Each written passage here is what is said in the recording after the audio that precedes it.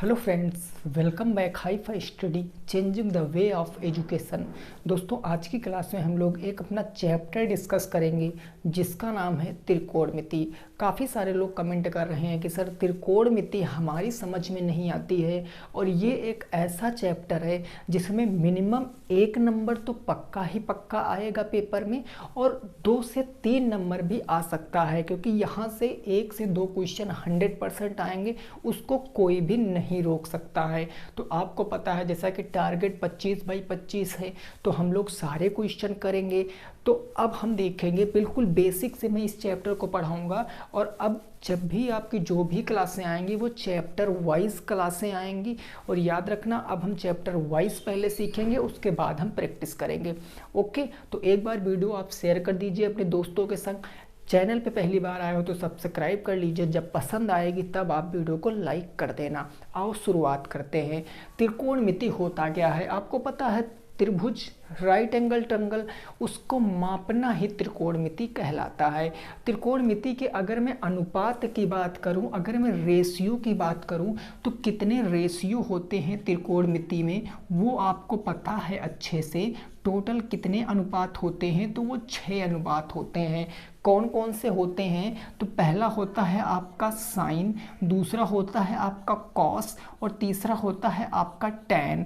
अब देखो, ओरिजिनल तो 3 ही होते हैं, और 3 इनके उल्टा होते हैं। कैसे? जैसे साइन का उल्टा क्या होता है? तो साइन का उल्टा आपको याद रखना है, वो होता है कॉसेक। कॉस का उल्टा क्या होता है? तो कॉस का उल्टा होता है सेक, ये याद रखना। टैन का उल्टा क्या होता है? टैन का उल्टा कॉट होता है, ये आपको याद रखना है। ये 3 आपको याद रखना है। 3 से अगर आप साइन से कॉसेक जाओगे तो ये इनका उल्टा होता है। कॉस से सेक पे जाओगे तो ये इनका उल्टा होता है। टैन से कॉट पर जाओगे तो ये भी इनका क्या होता है? उल्टा होता है। अब मेरे भाई बात को समझना। देखो, सबसे पहली बात जो है वो आपको ये समझना है कि इनका अनुपात, इनका मान क्या होता है। तो एक ये रेशियो आप याद रखना, बस इसके सिवा और कुछ भी नहीं है जो त्रिकोणमिति में आपको सीखना है। लाल बटे कक्का, लाल बटे कक्का। एल से होता है आपका लंब, ए से होता है आपका आधार, और के से होता है आपका कर्ण। जो ये वैल्यू है ना, ये जो पहली लाइन में वैल्यू है, ये कहलाती है साइन की वैल्यू, ठीक। और ये जो दूसरी वैल्यू है, ये आधार बटे कर्ण वाली, ये कहलाता है कॉस की वैल्यू। ये जो तीसरी वैल्यू है लंब बटे आधार वाली, ये कहलाती है टैन की वैल्यू। अब मैं आपसे पूछूं कि साइन, साइन के बाद मैं कुछ भी लिख सकता हूं। मैंने यहाँ थीटा लिखा। अब इस थीटा का मतलब कोई ऐसी चीज नहीं है जो आप नहीं समझ सकते हो। थीटा के स्थान पर कुछ भी हो सकता, कोई भी एंगल हो सकता। एंगल 25 डिग्री, एंगल 35 डिग्री, 45, 30, 60, 90 कुछ भी हो सकता है। या अगर आपसे साइड निकलवाएगा तो ए हो सकता, बी हो सकता, सी हो सकता, ऐसे कुछ भी हो सकता। तो इसीलिए मैंने एक केवल मान लिया थीटा। साइन थीटा बराबर क्या होगा? तो आप देखो, साइन थीटा बराबर लंब बटे कर्ण होगा। ये कहाँ से आता है? तो ये लंब बटे कर्ण लाल बटे कक्का से आता। तो चाहे तो याद कर लो, या आप डायरेक्ट ऐसे समझ लो कि sine theta is equal to लंब बटे कर्ण यहाँ से होगा। कॉस थीटा क्या होगा? अब कॉस दूसरे स्थान पर आता है, यानी ये होता है आधार बटे कर्ण, ठीक है। टैन थीटा क्या होता है? तो टैन थीटा होता है लंब बटे आधार। ये देखो, साइन हो गया लंब बटे कर्ण, लंब बटे कर्ण, आधार बटे कर्ण, आधार बटे कर्ण, लंब बटे आधार। 3 हमने याद कर लिए। अब आगे क्या याद करेंगे? इनके अपोजिट, क्योंकि 3 ही हम याद करेंगे, बाकी हम हमेशा इन तीनों का अपोजिट केस करेंगे। अब बताओ, कॉसेक, कॉसेक साइन का अपोजिट होता ना। अगर साइन लंब बटे कर्ण होता है तो इसका हम जब उल्टा कर देंगे तो ये कर्ण बटे लंब हो जाएगा, यानी के ऊपर हो जाएगा, एल नीचे हो जाएगा। केवल उल्टा ही तो किया है, ये दोनों एक दूसरे से शादी किए हैं, ये एक दूसरे के रेसिप्रोकल होते हैं। कॉस अगर आधार बटे कर्ण है तो क्या कर्ण आधार, कर्ण बटे आधार सेक नहीं हो जाएगा? अगर ये आधार बटे कर्ण है तो ये कर्ण बटे आधार हो जाएगा। टैन अगर लंब बटे आधार है तो कॉट क्या हो जाएगा? आधार बटे लंब हो जाएगा। ये पहली बात त्रिकोणमिति की है जो आपको पता ही पता होना चाहिए कि साइन थीटा बराबर लंब बटे कर्ण होता, कॉस थीटा बराबर आधार बटे कर्ण और टेन थीटा बराबर लंब बटे आधार। अब इनका अपोजिट करोगे, साइन का अपोजिट करोगे कॉसेक पता चलेगा, कॉस का अपोजिट करोगे तो सेक पता चलेगा, टेन का अपोजिट पता करोगे तो कॉट पता चल जाएगा। इतनी बात आपकी समझ में आनी चाहिए। अब एक बात और आपको याद रखना है, क्या याद रखना है वो मैं आपको बताता हूँ। इसको आप देखो, जैसे मैं बता रहा हूँ वैसे ही त्रिकोणमिति आप पढ़ोगे, आपको हर एक चीज़ समझ में आएगी। आप ज़्यादा एक्स्ट्रा दिमाग मत लगाना, केवल उतना ही पढ़ाऊँगा जितना आपके सिलेबस में है, उसके बाहर मैं आपको कुछ नहीं पढ़ाऊँगा। अब एक बात आप यहाँ पर समझो, ये होता कैसे है, तो इसके लिए हमें एक समकोण त्रिभुज की ज़रूरत होती है। अब you know right angle triangle क्या होता है, समकोण त्रिभुज क्या होता है, सभी हमारे दोस्तों को पता है कि समकोण त्रिभुज वह त्रिभुज होता है जिसका एक एंगल 90 डिग्री का होता है। अगर मैं एक यहाँ से ऐसे करके एक एंगल बना लूँ, ऐसे करके मैं एक एंगल बना लेता हूँ, ट्रायंगल बना लेता हूँ, मैं इसका नाम दे देता हूँ कोई, मैंने माना ए बी और सी, यह मैंने कोई नाम दे दिया है।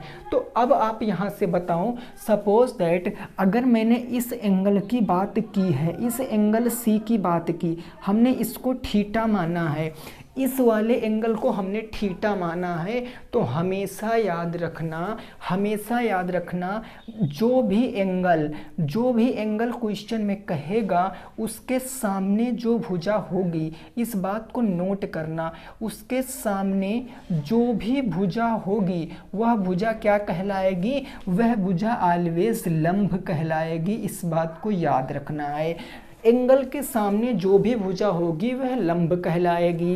ये आपका समकोण है, ये आपका 90 डिग्री है, 90 डिग्री के ठीक सामने जो भुजा होगी, यानी मैं कह सकता हूँ 90 अंश के ठीक सामने जो भी भुजा होगी, उसके सामने जो भुजा होगी वो क्या कहलाएगी, वो कर्ण कहलाएगी। अब एक भुजा बची, जो भुजा बची वह भुजा क्या कहलाएगी, आधार कहलाएगी। ये मैं क्यों बता रहा हूँ, क्योंकि यहीं से क्वेश्चन गलत हो जाता है। यहीं से कैसे, वो मैं आपको अभी आगे बताऊँगा। अगर मैंने यहाँ पर ये आपको दे दिया है थीटा ये है, तो आप हमें बताओ कि साइन थीटा के हिसाब से इन तीनों में लंब भुजा कौन सी होगी। आप खुद से बताओ, इस थीटा के हिसाब से लंब कौन सी होगी। भाई आप देखो, थीटा के हिसाब से इसके सामने की भुजा ये लंब होगी, यानी ये लंब हो जाएगी, और ये 90 डिग्री के सामने ये कर्ण हो जाएगी, तो ये क्या बचेगा, ये आधार बचेगा। तो इस तरीके से आपको याद रखना है क्या, कि जिस भी एंगल की बात करेंगे उसके सामने भुजा लंब होगी, 90 डिग्री के सामने हमेशा भुजा कौन सी होगी, वो कर्ण हो जाएगी। इतनी बात आपको याद हो गई होगी। तो ये बेसिक होता है। अब सुनो कुछ और बातें क्या हैं जो आपको याद रखनी है, ये कैसे वो आप समझो। एक फार्मूला और याद रखना है कि जो tan थीटा होता है, tan थीटा वो क्या होता है, वो होता है भैया साइन थीटा, और बटे में क्या होता है, कॉस थीटा होता है। यानी जो tan थीटा होगा वो साइन थीटा और बटे कॉस थीटा के बराबर होगा। अब ये कैसे बराबर होता है वो भी आप देख लो। अगर कल को आपको प्रूव करने का आ गया, सिद्ध करने को आ गया कि सिद्ध करो कि tan थीटा बराबर साइन थीटा बटे कॉस थीटा होता है, तो आप कैसे सिद्ध करोगे, जरा समझो। मैं आपसे क्या कहता हूं, अगर मैं यहां से राइट हैंड साइड से चलूं, भाई क्योंकि हमें सिद्ध करना है, मैं RHS से चलता हूं, तो साइन थीटा बटे कॉस थीटा है, भाई साइन थीटा और बटे क्या है, कॉस थीटा। अब आप हमें बताओ कि साइन थीटा की वैल्यू क्या होती है, लंब बटे कर्ण होती है ना, तो आप यहाँ लिखोगे लंब बटे कर्ण, और पूरे के बटे कॉस थीटा क्या होता है, आधार बटे कर्ण, ये आप कर दोगे आधार बटे कर्ण। अब आप चीज़ों को समझो, यहाँ पर भाई देखो लंब बटे कर्ण हमने ऐसे लिख लिया, लंब बटे कर्ण। अब ये भाग कर रहे हो, बटे का चिन्ह मतलब भाग कर रहे हो ना, तो ये संख्या ऊपर जाएगी तो पलट जाएगी, यानी ये गुणे में क्या हो जाएगा, कर्ण बटे के लंब हो जाएगा, सॉरी कर्ण बटे के आधार हो जाएगा। ये कर्ण बटे के, भाई आधार बटे कर्ण था तो कर्ण बटे आधार, ये कर्ण से ये कर्ण कैंसिल, तो फाइनली निकल करके आएगा लंब बटे आधार। और आप यहाँ देख कर बताओ कि tan थीटा की वैल्यू क्या होती है, लंब बटे आधार होती, यानी tan थीटा इसके बराबर हो जाएगा कि नहीं हो जाएगा, तो RHS LHS के बराबर हो जाएगा। याद रखना बन सकता है क्वेश्चन, क्योंकि प्रूव करने वाले काफ़ी सारे क्वेश्चन आपके बुक में दिए गए हैं, तो सिद्ध करने के लिए आ सकता है कि सिद्ध करो कि tan थीटा बराबर sin थीटा बटे cos थीटा होता है। तो ये इतनी बात है जो आपको याद रखनी है, और इसी बात से आगे मैं सारी बातें लिंक करते हुए पढ़ाऊंगा। पहले तो आपको ये जरूर याद रखना है कि जो भी एंगल होगा उसके सामने की भुजा ऑलवेज परपेंडिकुलर होगी, यानी लंब होगी, और 90 डिग्री की ठीक सामने भुजा हाइपोटेनस यानी कर्ण हो जाएगी। बची एक भुजा जो भी होगी वह आधार होगी। बात आप समझ गए हो ना, इतनी बात आप समझ गए हो ना। आओ जरा कुछ क्वेश्चन के आंसर हमें आप बताओ। मैं यहाँ पर इसी फिगर को रहने देता हूँ, और मैं आपसे कुछ क्वेश्चन पूछता हूँ। आप हमें क्वेश्चन बताने की कोशिश करना, क्योंकि ये चीज़ जो मैं समझाने की कोशिश कर रहा हूँ ये समझ गए ना आप, तो ये मान के चलिए आप 50% त्रिकोणमिति समझ गए। ये A है, ये B है, ये C है, ठीक है। हमने ये कहा कि ये है 25, ये है 7, ये है 24। तो अब मैं आपसे इतना पूछना चाह रहा हूँ, सबसे पहले आप हमें बताओ कि साइन A का मान कितना होगा। इस फिगर के हिसाब से बताना है मेरे भाई, इस फिगर के हिसाब से बताना है साइन A का मान क्या होगा। तो आप क्या बताओगे, देखो फिर से समझो, यहाँ पर थीटा है ना, लेकिन यहाँ पर एंगल ए है। ये क्या प्रदर्शित कर रहा है कि जो भी फिगर है, जो भी चित्र है, उसमें हम इस एंगल की बात करेंगे, एंगल ए की। चूंकि यहाँ ए मेंशन कर दिया ना, तो इन द सेंस कहने का मतलब कि ए का ही एंगल लेंगे। तो इस एंगल की बात कर रहे हैं ना, तो इसके हिसाब से जो एंगल, जो भी एंगल के सामने भुजा होती है क्या कहलाती है, लंब कहलाती है। यानी ये जो 7 है ये क्या है, लंब है। ये 90 डिग्री है, 90 डिग्री के ठीक सामने भुजा क्या होती है, कर्ण होती है। और अब एक भुजा बची, ये क्या होगी, ये आधार हो जाएगी। अब आप उत्तर बता सकते हो कि साइन थीटा बराबर होता है लंब बटे कर्ण। तो आप हमें बताओ लंब कितना है, लंब कहोगे सर 7 है, और कर्ण कितना है 25 है, तो 7/25 हो जाएगा। समझे। दूसरा मैं यहीं पर आपसे कह देता हूं, यदि मैं आपसे कह दूं कि साइन सी का मान क्या होगा, साइन सी का मान क्या होगा, तो समझो जरा।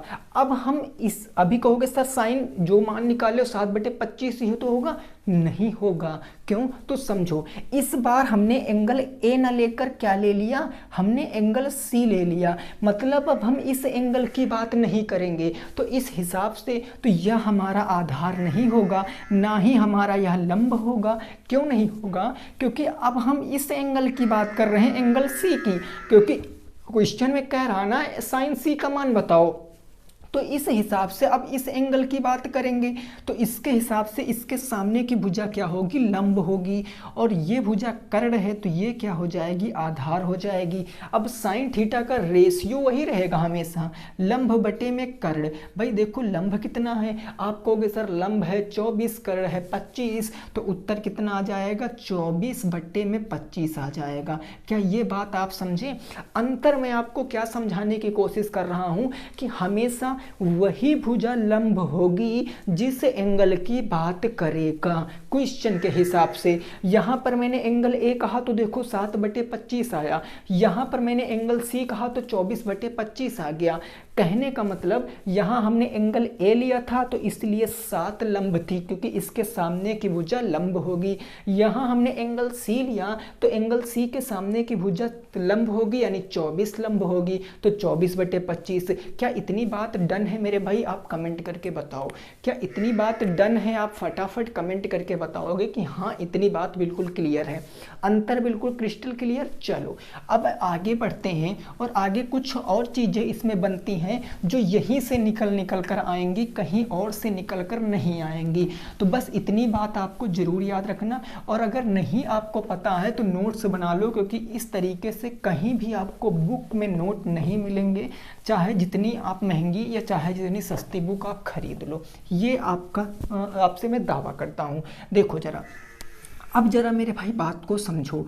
बात को क्या समझना है, बात को ये समझना है कि अगर मैं आपसे कह दूं कि साइन थीटा इंटू के cosec theta, sine theta into के कॉसेक थीटा बराबर 1 होता है। ये फार्मूला है, sine theta into cosec theta बराबर 1 होता है। अब मैं आपसे कहता हूँ, ये है एक्चुअल में फार्मूला, क्वेश्चन में प्रयोग होगा, लेकिन अब ये कैसे होता है तो देखो, अगर मैं प्रूव करूं ये कैसे होता है तो कैसे, देखो मैथ तभी आएगी जब मैथ में आप हर स्थान पर कैसे लगाना सीख जाओगे कि कोई नई चीज़ होती है ये कैसे होती है। पूछो, अपने आप से पूछो, फिर उसको आप इम्प्लीमेंट करो, आप देखो मैथ सीख जाओगे, ठीक है ना।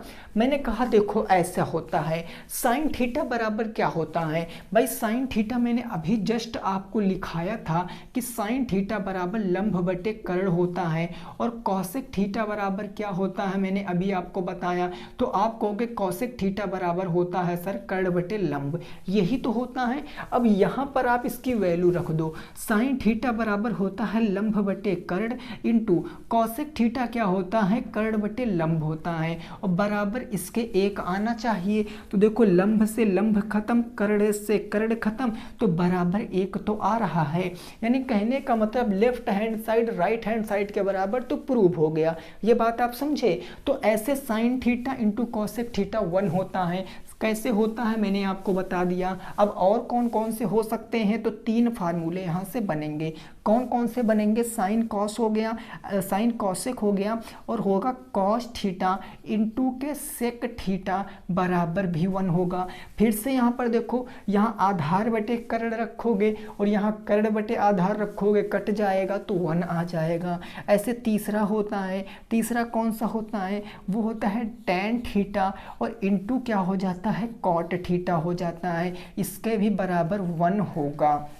यहाँ तक तो बात ठीक थी, यहाँ तक सभी दोस्तों को क्लियर था। लेकिन यहाँ से 3 फार्मूले और जनरेट होते हैं। कौन कौन से, तो उस बात को समझना। अगर मैं यहाँ से इस तरीके से चलता हूँ पहले फार्मूले से, तो पहला फार्मूला आप यहाँ पर देखो, यहाँ से क्या बनेगा। अगर मैं कॉसेक थीटा भाई गुणे में है, इधर मैं भेज दूँ तो क्या है बटे में हो जाएगा। भाई कॉसेक थीटा इधर गुणे में है, इधर भेजेंगे तो गुणे की कोई चीज़ बराबर के उस तरफ या इस तरफ जाती है तो बटे में होती है ना। यानी कहने का मतलब अगर मैं यहाँ से साइन थीटा की वैल्यू निकालूं तो साइन थीटा की वैल्यू क्या होगा, 1 बटे ये कॉसेक थीटा कहाँ आ जाएगा, नीचे आ जाएगा। तो ये कॉसेक थीटा नीचे आ गया, ये दूसरी चीज़ यहाँ से बन गई। ऐसे अगर आप यहाँ से भी निकालोगे तो भाई देखो, अगर आप यहाँ से कॉस थीटा की वैल्यू निकालोगे तो cos theta is equal to क्या होगा, सेक थीटा नीचे आ जाएगा। यानी 1 बाई कितना हो जाएगा, सेक थीटा आ जाएगा। ठीक है, अगर आप यहाँ से भी निकालोगे तो आप देखो टेन थीटा की वैल्यू निकालोगे तो टेन थीटा बराबर क्या होगा, 1 यहाँ है और बट्टे नीचे क्या आ जाएगा, कॉट थीटा आ जाएगा। ये नीचे क्या आ गया, कॉट थीटा आ गया। तो 3 फार्मूले ये यानी 6 फार्मूले जो हैं ये आपको याद रखने। और याद क्या रखने हैं, ये तो आपको पता ही है, डायरेक्ट पता कि एक दूसरे के क्या है, रेसिप्रोकल है, अपोजिट हैं। और अपोजिट का गुणनखंड गुणा कराओगे तो 1 आ जाएगा। यानी साइन कॉसेक का गुणा कराओगे तो 1 आएगा, और अगर आप कॉस और सेक का कराओगे तो भी 1 आएगा, अगर आप टेन और कॉट का कराओगे तो भी 1 आएगा। ऐसे याद रखना है। फिर अगर आप साइन का निकालोगे तो कॉसेक उधर चला जाएगा, 1 बाई कॉसेक थीटा हो जाएगा। Sine is equal to cos is equal to 1 by sec theta हो जाएगा। Tan is equal to 1 by cot theta हो जाएगा, जो कि मैंने यहाँ पर लिख रखा है। क्या इतनी बात आपकी समझ में आ गई है मेरे भाई, बताओ क्या इतनी बात आपकी समझ में आ गई है ना, आ गई है। अब थोड़ा सा हम और आगे बढ़ते हैं और चीज़ें आपको समझाने की कोशिश करते हैं, ठीक है। एक बार शुरू पहले बेसिक हम मजबूत कर लें, फिर क्वेश्चन हम बहुत अच्छे से क्लियर करेंगे, और क्वेश्चन में जो बता रहा हूँ यही अप्लाई करेंगे और कुछ हम अप्लाई नहीं करेंगे क्वेश्चन में, ठीक है। अब देखो, एक होती है आपकी सर्वसमिका। कौन सी सर्वसमिका होती है ये भैया बहुत इंपॉर्टेंट है। साइन स्क्वायर थीटा प्लस में क्या होता है, cos square theta is equal to 1 होता है। ये बिल्कुल एकदम याद, एकदम टिप्स पर ये होनी चाहिए कि sine square theta plus cos square theta बराबर 1 होता है। अब यहाँ से दो फार्मूले और बनेंगे। कैसे बनेंगे वो मेरे भाई बात को आप समझिए, कैसे बनेंगे वो बात को आपको समझना है। देखो,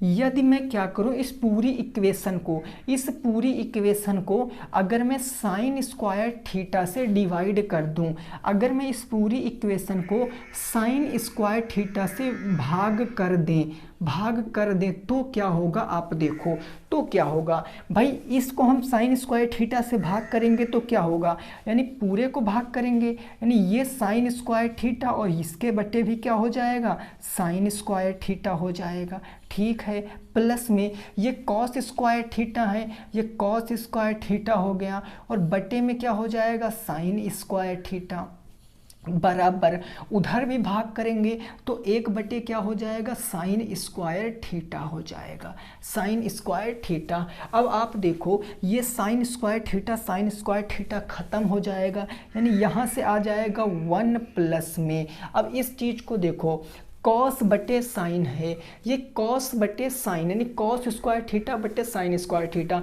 तो हम इसको ऐसे भी तो लिख सकते हैं, हम इसको लिख सकते हैं कॉस थीटा बटे साइन थीटा का होल स्क्वायर। भाई दोनों के ऊपर घात है, मतलब हम एक के ऊपर घात लगा देंगे, और बराबर उस तरफ क्या है, 1 बटे में साइन स्क्वायर थीटा। अब मेरे भाई बात को समझना, बात को क्या समझो, यहाँ पर देखो, हमने अगर आपसे बताया था, अभी बताया था कि टेन थीटा बराबर क्या होता है, साइन थीटा बटे कॉस थीटा। अगर टेन थीटा बराबर साइन थीटा बटे कॉस थीटा होता है तो टेन का उल्टा क्या होता है, टेन का उल्टा आप कहोगे सर कॉट थीटा होता है। टेन का अपोजिट, टेन का विपरीत हमने उल्टा किया तो ये भी उल्टा हो जाएगा, यानी ये हो जाएगा कॉस थीटा बटे का साइन थीटा। यानी याद क्या रखना है कि जो टेन थीटा बराबर साइन थीटा बटे कॉस थीटा होता है वो कॉट थीटा में क्या हो जाएगा, कॉस थीटा बटे साइन थीटा। ये बात मैंने क्यों बताई, क्योंकि ये बात यहाँ पर लागू हो रही है। कैसे, तो उस तरीके से आप समझो, कैसे तो आप समझो। देखो यहाँ पर 1 है तो 1 हमारा एज इट इज़ रहेगा, 1 हमारा एज इट इज़ रहेगा। कॉस बटे साइन, कॉस बटे साइन, भाई कॉस बटे साइन के स्थान पर हम कॉट थीटा लिख सकते हैं, ईमानदारी से बोलना, कॉस बटे साइन के स्थान पर हम कॉट थीटा लिख सकते हैं, बोलो बिल्कुल लिख सकते हैं। यानी ये हमारा क्या हो जाएगा, कॉट स्क्वायर थीटा बराबर, अब देखो ये 1 अपान साइन स्क्वायर थीटा है, और 1 अपान साइन स्क्वायर थीटा किसके बराबर होता, अभी जस्ट बताया था हमने, क्या बताया था कि sine theta is equal to क्या होता है, 1 अपान कॉसेक थीटा, यही होता। तो भाई इसको हम इधर और इसको इधर करेंगे तो ये भी तो ऐसे भी तो लिख सकते हैं कि कॉसेक थीटा बराबर 1 अपान साइन थीटा, ऐसे भी तो लिख सकते हैं। तो कहने का मतलब जहाँ 1 अपान साइन थीटा होगा वहाँ हम कॉसेक थीटा लिखेंगे, और जहाँ पर हमारा 1 अपान कॉस थीटा होगा वहाँ पर हम साइन थीटा लिखेंगे। चूँकि यहाँ पर 1 अपान साइन स्क्वायर थीटा है तो ये किसके बराबर होगा, कॉसेक, तो हम यहाँ पर लिखेंगे कॉसेक, और चूँकि स्क्वायर है तो स्क्वायर थीटा हो जाएगा। ये दूसरा फार्मूला यहाँ से निकल कर आ गया, ये दूसरा फार्मूला निकल कर आ गया, पहला ये और दूसरा ये निकल कर यहाँ पर आ गया है। कैसे आया, जब इस समीकरण को, इस पूरी इक्वेशन को, इस सर्वसमीकरण को हमने साइन स्क्वायर थीटा से डिवाइड किया, साइन स्क्वायर थीटा कट गया, और कॉस बटे साइन क्या होता है, cot square theta 1 upon sine square theta बटे ऊपर जाएगा तो कॉसेक स्क्वायर थीटा में परिवर्तित हो जाएगा। ठीक है, कैसे, देखो हर चीज़ के पीछे का मैं लॉजिक आपको बता रहा हूँ, मैं कुछ भी आपसे डायरेक्ट नहीं कह रहा हूँ कि ये याद कर लो, ये याद कर लो, नहीं, आपको लॉजिक पकड़ना है कि यह कैसे होता है एक्चुअल में, वो सारी चीज़ें आप समझो। अब एक और फार्मूला होता है, वो कैसे निकालोगे? देखो, तीसरा फार्मूला की बात करें तो थर्ड कैसे निकलता है भाई। ये सरसमिका क्या थी? तो सरसमिका थी साइन स्क्वायर थीटा, और प्लस में क्या था? प्लस में था cos square theta is equal to 1। अब हमने यहाँ पर साइन स्क्वायर थीटा से भाग दिया था, इस बार हम कॉस स्क्वायर थीटा से भाग देंगे। तो इस पूरी इक्वेशन को अगर मैं कॉस स्क्वायर थीटा से क्या दे दूं? भाग दे दूं। अगर इस पूरी इक्वेशन को मैं कॉस स्क्वायर थीटा से भाग दे दूं तो क्या रिजल्ट आएगा? देखो, ये हमने भाग दिया किसको? साइन स्क्वायर थीटा को हमने भाग दे दिया किससे? कॉस स्क्वायर थीटा से। प्लस ये देखो कॉस स्क्वायर थीटा था ना, इसको भाग दिया किससे? तो कॉस स्क्वायर थीटा से, बराबर उधर 1 था तो 1 बटे इसको भी हम कॉस स्क्वायर थीटा से भाग देंगे।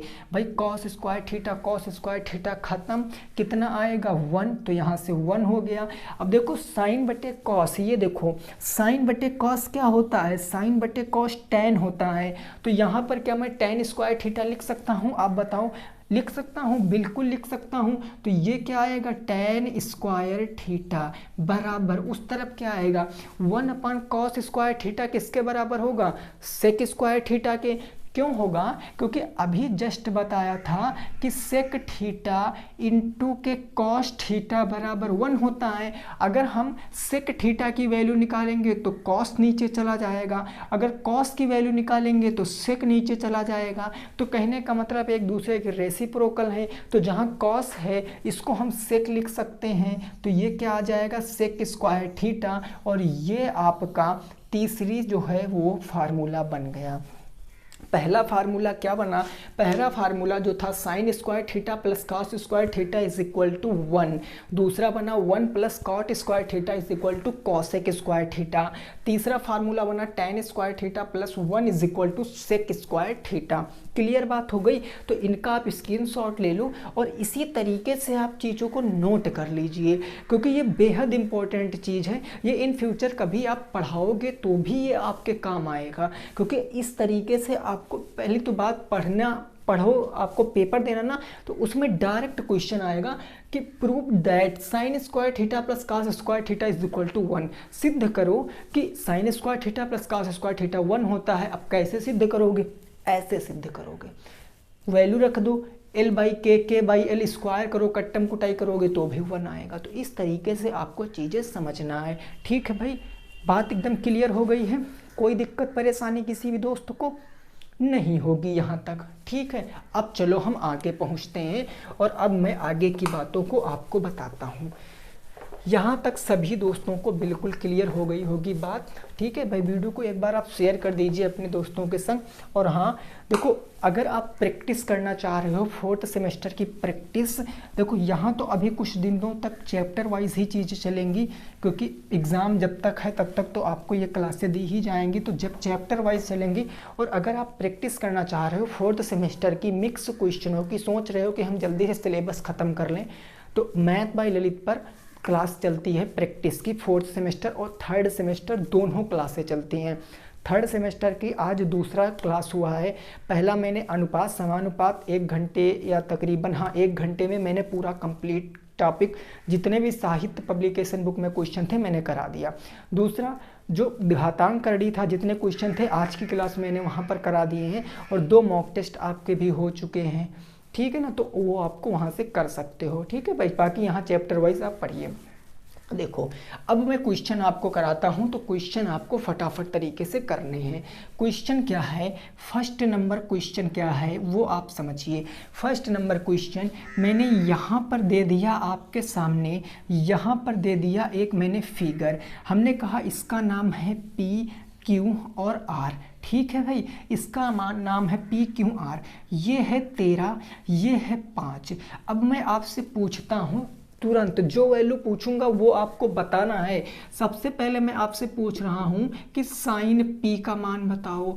दूसरा मैं आपसे पूछ रहा हूँ कि कॉट R का मान बताओ। ठीक है भाई, कॉट P, हाँ P और R। ठीक है, फिर और मैं पूछ रहा हूँ आपसे क्या, और मैं आपसे पूछ रहा हूँ कॉस कॉस पी का मान, ये 3 मान आप हमें बता दो यहाँ से, कौन कौन बता सकता है इन 3 की मान, साइन पी का मान, कॉट आर का मान और कॉस पी का मान। अब मेरे भाई बात को समझना, मैं आपको यहाँ से ये समझाने की कोशिश कर रहा हूँ कि अगर डायग्राम में क्वेश्चन आ गया तो सर्वप्रथम सबसे पहले जो आपका काम होगा वह यह काम होगा कि समकोण त्रिभुज जो दिया गया है उसकी हम तीनों साइडें पता करें, तीनों भुजाएं पता करें। और तीनों भुजाएं पता करने के लिए हमको पता है कि एक पाइथागोरस प्रमेय हमने पढ़ रखा है।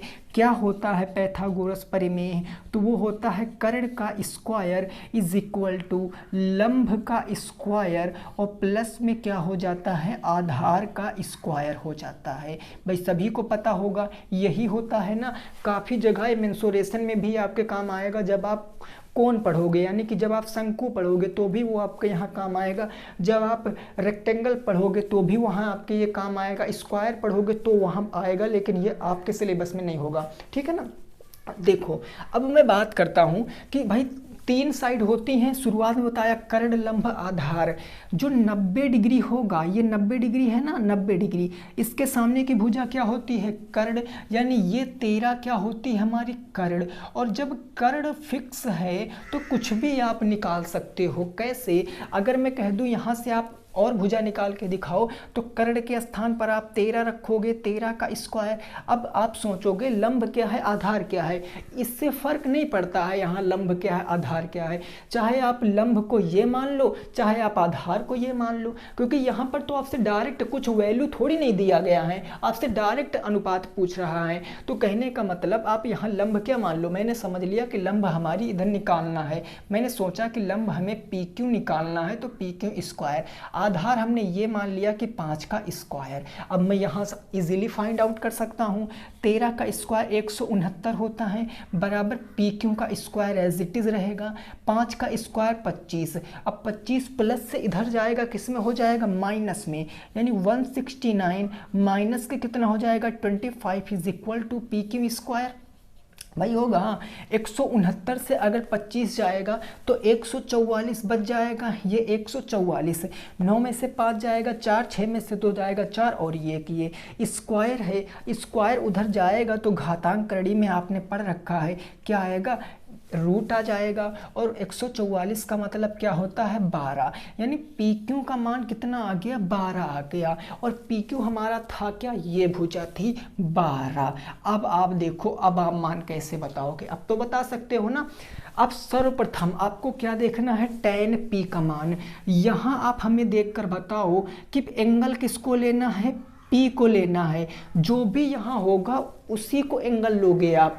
यहाँ क्या है P, तो एंगल P को लेना है, मतलब सर इस वाले एंगल की बात हमें करनी है पहले रेशियो में, तो इसके हिसाब से हमारा ये लंब होगा, क्योंकि एंगल के हिसाब से लंब हो जाएगा, ये कर्ण है और ये आधार हो जाएगा, होगा। तो साइन पी, साइन थीटा बराबर क्या होता है, लंब बटे कर्ण होता है। अब आप हमें बता दीजिए कि लंब कितना है, यहाँ पर एंगल पी है ना, पी के सामने की भुजा लंब यानी 5 लंब होगी और कर्ण कितना होगी 13 होगी, तो यहाँ से उत्तर क्या आएगा 5 बटे 13 आ जाएगा, ठीक है। कॉट थीटा बराबर क्या होता है, आधार बटे कर्ण होता है। लेकिन समझना थोड़ी सी बात, जल्दबाजी नहीं करना है। यहाँ कौन सा एंगल है, आर है, तो अब आर एंगल है ना। देखो मैं यहाँ से क्या आपको बता रहा हूँ कि जब भी क्वेश्चन देखोगे तो एंगल पे पहली नज़र जानी चाहिए आपकी, क्योंकि एंगल से ही क्वेश्चन गलत होता है। हमने बहुत गलतियाँ की थी हाई स्कूल में, जब हमने इसको पढ़ा था तो हम एंगल नहीं देखते थे, हम डायरेक्ट कुछ भी हो ऐसे इसको लंब मान लेते थे, इसको आधार मान लेते थे। वो हर स्थिति में नहीं होता है, वो डिपेंड करता है एंगल के ऊपर, ठीक है। इसीलिए मैं बार बार जोर दे रहा हूँ इसके ऊपर। एंगल में अब इस बार किसको लूंगा भाई, आर को लूंगा। अब हम आर को जब एंगल लेंगे तो एंगल के सामने की भुजा ये है, यानी 12 लंब हो जाएगी, 5 आधार हो जाएगी और कर्ण तो 13 ही रहेगी। तो ये तो भैया हो गई लंब, तो आधार क्या बचा 5, तो ये हो जाएगा 5 और कर्ण कितना है 13, तो ये हो जाएगा 5 बटे 13। समझे। ऐसे आप कॉस पी का मान बताओ, सॉरी ये कॉट हो ना, एक सेकंड रुकना मेरे भाई, एक सेकंड। ये हम कॉस समझ लिए थे, ये कॉट आर है, माफी चाहते हैं, ये कॉट आर है। और कॉट थीटा क्या होता है? कॉट थीटा होता है उसका अपोजिट टेन का, और टेन थीटा क्या होता है? लंब बटे आधार। तो कॉट थीटा क्या हो जाएगा? आधार बटे लंब हो जाएगा। ठीक है, माफी चाहते हैं, मैंने यहाँ कॉस समझ लिया था, जो मैंने वैल्यू निकाला था वो इसकी होनी चाहिए थी। देखो ये आधार बटे क्या होता है? लंब। नहीं पता तो आप ऐसे लिख लेना ऊपर कॉपी में कि लाल बटे कक्का। भाई ये टेन थीटा क्या होता है? टेन थीटा क्या होता है? तो टेन थीटा होता है आपका लंब बटे कर्ण, और इसका अपोजिट कॉट होता है, लंब बटे आधार, तो इसका अपोजिट लंब, आधार बटे लंब, आधार बटे लंब। एंगल आर को लेंगे, जब एंगल आर को लेंगे तो आधार 5 हो जाएगा, लंब 12 हो जाएगा, तो ये क्या आ जाएगा? 5 बटे 12 आ जाएगा। अब समझ में आ गया? Cos P. अब कॉस में भी हमें क्या एंगल लेना है? पी लेना है, इस वाले एंगल को लेना है, तो इसके सामने की भुजा ये लंब हो जाएगी, ये भुजा आधार हो जाएगी। और कॉस थीटा होता क्या है? लाल बटे कक्का, यानी आधार बटे कर्ण, आधार बटे कर्ण। अब देखो आधार पी को, एंगल पी को लिया ना, तो पी के हिसाब से ये क्या हो जाएगा? लंब, और ये बचा आधार, यानी आधार कितना हो जाएगा? 12, और कर्ण कितना हो जाएगा? 13। ये क्वेश्चन का बिल्कुल सही जवाब है। आई होप अब आपकी समझ में आ गया होगा। ठीक है, अब आपकी समझ में आ गया होगा, ऐसा मैं उम्मीद करता हूँ। ठीक है भाई, मैंने क्या समझाया अभी तक? मैंने आपको क्या बताया?